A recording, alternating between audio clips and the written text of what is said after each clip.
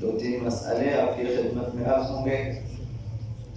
بعض واجبات جن کے ساتھ مستحبات شامل ہیں، اور یہ نوجوانوں کے لیے فرق کرنا ضروری ہے کہ یہ چیز واجب ہے اور اس کے ساتھ یہ چیز مستحب ہے، تاکہ نماز میں جب ادا کرے تو اسی نیت سے ادا کرے کہ یہ مستحب ادا کر رہا ہوں اور یہ چیز واجب ہے۔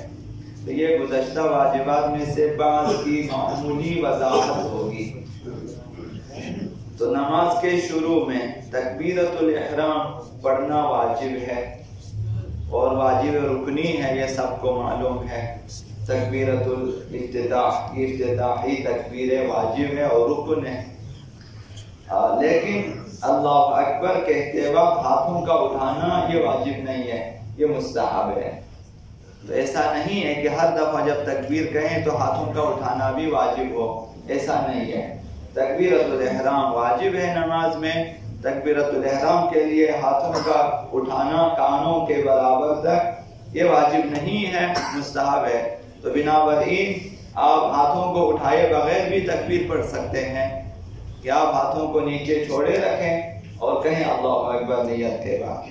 اب اگر مستحب ادا کرنا چاہیں تو جس طرح عام طور پر ہم لوگ پڑھتے ہیں کہ ہاتھوں کو پہلے اٹھاتے ہیں اور تکبیرۃ الاحرام تکبیر پڑھ کے ہم لوگ ہاتھوں کو نیچے چھوڑ دیتے ہیں، جو مستحب اور بہتر طریقہ وہ بھی مستحب ہے، لیکن اس سے بہتر طریقہ یہ ہے جب آپ اللہ اکبر شروع کریں تکبیر پڑھنے کے لیے، ہاتھوں کا اٹھنا اللہ اکبر کے شروع کے حمزہ اور الف کے ساتھ شروع ہونا چاہیے، اور جب کانوں تک پہنچے تو اللہ اکبر ختم ہو جائے۔ یعنی تکبیر پڑھتے ہوئے جہاں سے شروع کریں اٹھانا، ادھر تکبیر بھی ختم ہو جائے، ہاتھ بھی اٹھ جائے، پھر چھوڑیں۔ کیونکہ ہم لوگ تھوڑا کسی حد تک برعکس انجام دیتے ہیں، ہم پہلے اٹھا لیتے ہیں، اللہ اکبر پڑھتے ہیں، پھر چھوڑ دیتے ہیں۔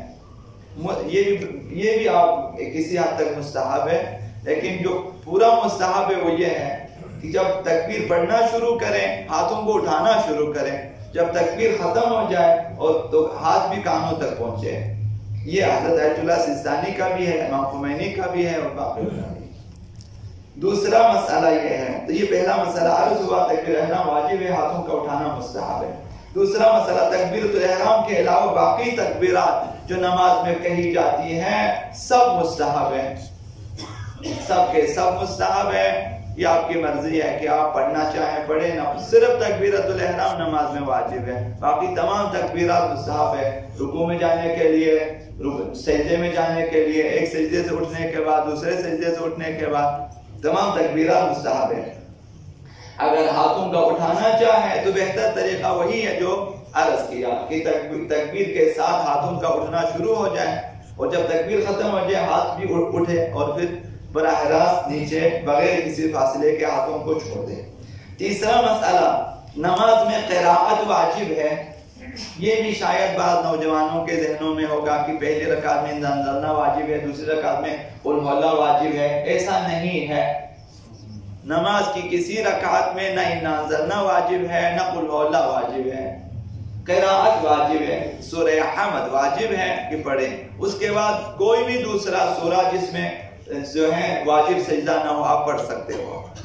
تو لہذا انا انزلنا مستحب ہے پہلی رکعت میں سورہ حمد کے بعد، اور دوسری رکعت میں سورہ حمد کے بعد قل هو اللہ احد پڑھنا مستحب ہے، واجب نہیں ہے۔ اب آپ کی مرضی ہے، سورہ حمد کے بعد آپ جو ہے پہلی رکعت میں ہی قل هو اللہ پڑھیں، پہلی رکعت میں ہی آپ انا انزلنا، دوسری رکعت میں بھی آپ انا انزلنا پڑھیں، پہلی رکعت دوسری رکعت دونوں میں سورہ حمد کے بعد آپ انا انزلنا پڑھیں، سورہ کوثر پڑھیں، سورہ قل هو اللہ پڑھیں، سورہ کافرون پڑھیں، آپ کی مرضی ہے۔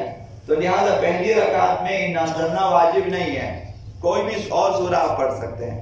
دوسری رکعت میں بھی قل هو اللہ احد واجب نہیں ہے، کوئی بھی سورہ آپ پڑھ سکتے ہیں۔ چوتھا مسئلہ یہ ہے کہ نماز کی تیسری اور چوتھی رکعت میں تسبیحات اربعہ پڑھنا واجب نہیں ہے۔ نماز کی تیسری اور چوتھی رکعت میں تسبیحات اربعہ پڑھنا واجب نہیں ہے، اس کی جگہ آپ سورہ حمد بھی پڑھ سکتے ہیں، سورہ الحمدللہ، سورہ فاتحہ آپ پڑھ سکتے ہیں تیسری رکعت میں، چوتھی رکعت میں صرف سورہ فاتحہ ایک بار یا آپ چاہیں تسبیحات اربعہ پڑھیں، یہ بھی آپ کی مرضی ہے.